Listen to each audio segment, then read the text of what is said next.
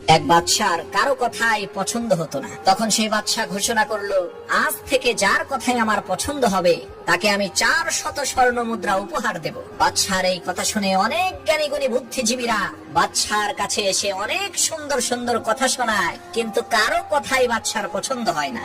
একদিন সেই বাদশা ঘোড়ার পিঠে সওয়ার হয়ে সফরে বের হয়েছে। পথিমধ্যে সে দেখতে পেল একজন 90 বছর বয়সী বৃদ্ধা মহিলা জাইতুন গাছের চারা রোপণ করছে। এই দৃশ্য দেখে বাদশা অবাক হয়ে ওই বুড়ি মহিলাকে বলল, আপনি 2-3 বছর পরেই তো মরে যাবেন, আর এই জাইতুন গাছ ফল দেবে 20 বছর পর।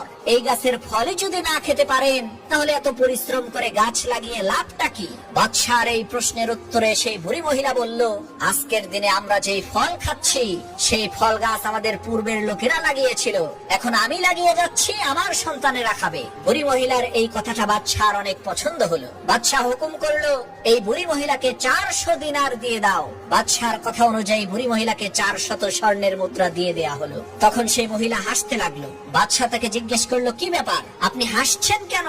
তখন সেই বৃদ্ধা মহিলা বলে উঠলো, জাইতুন গাছের তো 20 বছর পরে ফল দেওয়ার কথা ছিল, কিন্তু আমার ফল তো আমি এখনই পেয়ে গেলাম। বুড়ি মহিলার এই কথাটাও বাদশার অনেক পছন্দ হলো। বাদশা বলল, এই মহিলাকে আবার 400 দিনার দিয়ে দাও। বুড়ি মহিলা আবারও হাসতে লাগলো। বাদশা জিজ্ঞেস করলো, কি ব্যাপার, আপনি এখনো আবার হাসছেন কেন? তখন সেই বুড়ি মহিলা বলল, মহামান্বিত বাদশা, জাইতুন গাছ তো পুরো বছরের মধ্যে মাত্র একবার ফল দেয়, আর আমার জাইতুন গাছ ইতিমধ্যেই 2 বার ফল দিয়ে ফেলেছে। বুড়ি মহিলার এই কথাটাও বাদশার কাছে অত্যন্ত পছন্দ হলো। তখন বাদশা ঘোষণা করলো, আবার এই বুড়ি মহিলাকে 400 স্বর্ণ মুদ্রা দিয়ে দাও। এই হুকুম দেওয়ার সাথে সাথেই বাদশা সেখান থেকে চলে আসলেন। লোকেরা তাকে জিজ্ঞেস করলো, হুজুর, আপনি ওই বুড়ি মহিলার কাছ থেকে চলে আসলেন কেন?